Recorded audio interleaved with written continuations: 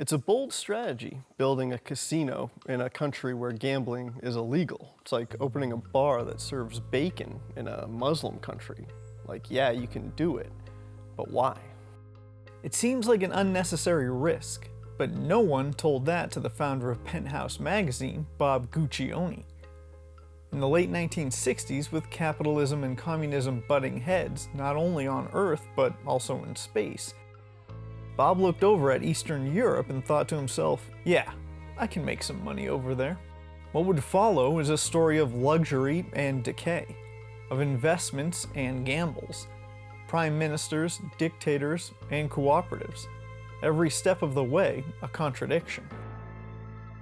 The Cold War in the 1960s delivered similar but also very different experiences for the West and the East. Proxy fights between the two ideologies had already occurred in Korea, Vietnam, and elsewhere. The space race had resulted in satellites, spacewalks, and trips to the moon. Where they differed, though, was philosophically. The Cultural Revolution of the West was not exactly felt in the East, though Soviet stagnation meant that there was a slight ease and relaxation of the strained relations that had existed in the 25 years after World War II.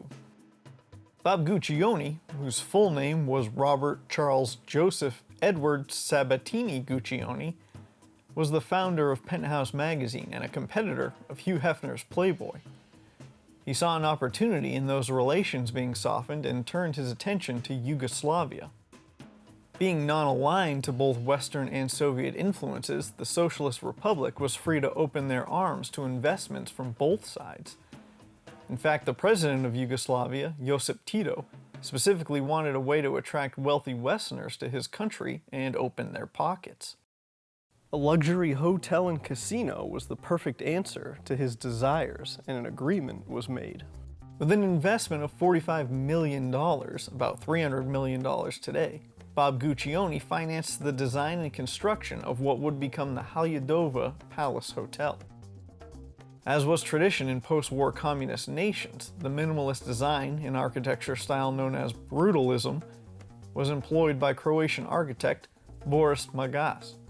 This approach showcased the exposed building materials like concrete and brick over decorative designs seen in previous modernist and Art Deco styles. Though monochrome and imposing, buildings in this design incorporate steel and glass in order to accent the bulky heaviness of the structure. Unless they want to look imposing and fortress-like, in which case those accents are less integrated. Set on the island of Krk in the Republic of Croatia within the country of Yugoslavia, it officially opened in 1972, overlooking a beautiful bay within the Adriatic Sea. A perfect spot to get those wealthy Westerners to open their wallets even wider at the Penthouse Adriatic Club Casino was incorporated into the hotel.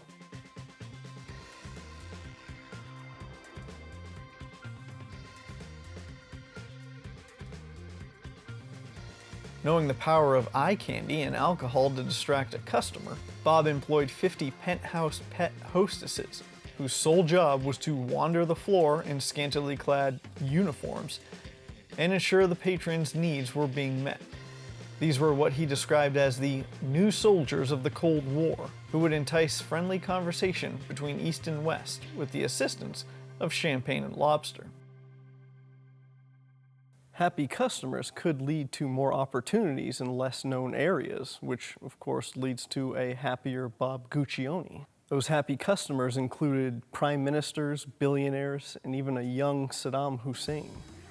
The opening of the resort hotel was advertised in the June 1972 edition of Penthouse, because why wouldn't you?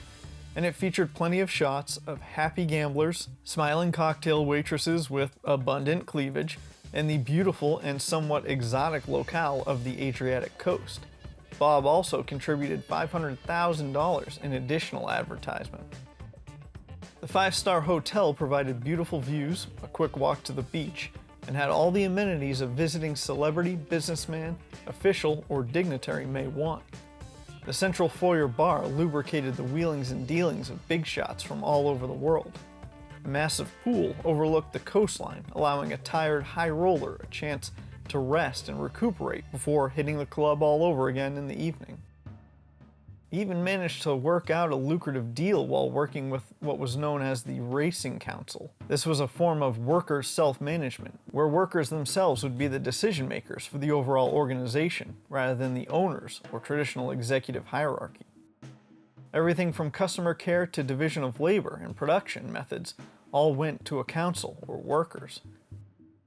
Officially, the entire property was owned by a worker company, Commerce, and Guccione's revenue came from a contract with them. He would receive 3% of revenue in the first 3 years and 7% after that. He referred to the whole process as ridiculously easy. Would we impress a very capitalistic concept on a communist country? And would this concept be blocked at least at the workers' council level? And I said, of course not. I said, that's a joke. Bob had done what others had dared not do, and that's make a deal with communism, and it appeared that it was going to pay off. He was going to prove that money could be made in a place where luxury, frivolity, and excess were frowned upon. Just don't look around me if you want a bit of a spoiler alert as to how it all went. But the thing about socialism and communism is that all of your needs are met. The state provides. You will have employment, a wage, food, and shelter. The act of gambling is, for all intents and purposes, unnecessary. It's a flippant and dangerous pastime. In fact, in a socialist state, it's so unnecessary, it may as well be illegal, and that's exactly how it was here in former Yugoslavia.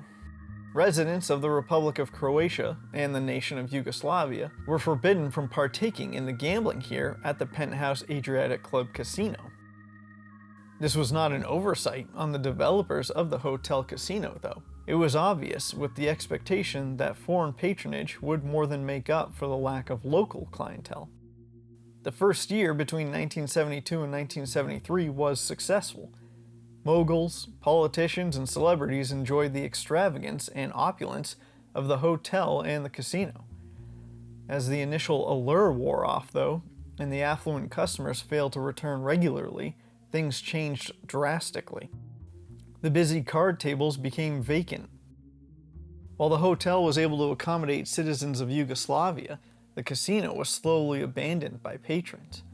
Without locals being allowed to bet, and an inability to spur the attraction of foreigners, the casino was cursed to fail, and that's exactly what happened, within just a year of opening. Bob Guccione would never see a return on his investment, as the hotel and casino was never exactly profitable. 30 years later, it would even come up as a major factor in his bankruptcy case in 2004. Bob Guccione was not entirely selfish in his investment in the Haludovo. Interviews with him, often while surrounded by penthouse pets, appeared to show him genuinely interested in bridging communications between the communist East and the capitalist West. His new soldiers of the Cold War, as far as he was concerned, were a productive means of bringing both hemispheres together in one place, to show that even with a worker-owned property, someone could enjoy a lavish and posh holiday. Though it didn't work in the end, it was at least a small step in the right direction of cooperative relations, all spearheaded by a rich American pornographer. Despite the collapse of the casino, the hotel continued to stay in business for decades. Though the days of visiting dignitaries and dictators was pretty much over, it stayed a luxury destination for a more modest clientele of Yugoslav citizens and others from the Adriatic region. It would continue to do so until 1991, when Yugoslavia began to break up during the Balkan Wars and Croatia became an independent nation. The patrons would be replaced with war refugees who were fleeing the conflict. They would stay for 4 years until Croatia declared independence officially in 1995. After 1995, the hotel reopened to visitors but was unable to return to its former glory, having been subject to years of financial strife and a lack of upkeep. It closed its doors in December of 2002 and has passed through multiple hands in the following 2 decades. With each year, a little bit more of what was once an extravagant locale deteriorates around the concrete carcass of the hotel and casino. Luxury hotels weren't the only big project done here in what was once Yugoslavia. Check out this video on the Zeljava Aerodrome, where I show you what remains of the Yugoslav airbase built under a mountain. Thanks for watching, and as always, until next time, get lost.